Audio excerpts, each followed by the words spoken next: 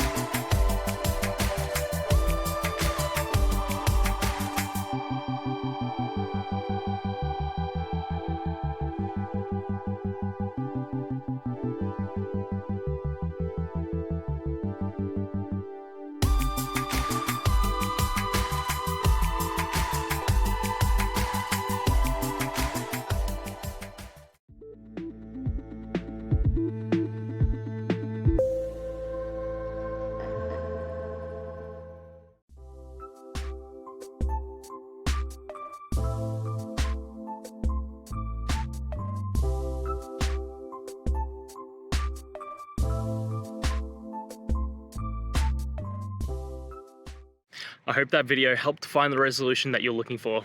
And if it did, please, I'd appreciate it if you could hit subscribe. Until the next time that you need more technical help, I hope you have a great one. See ya.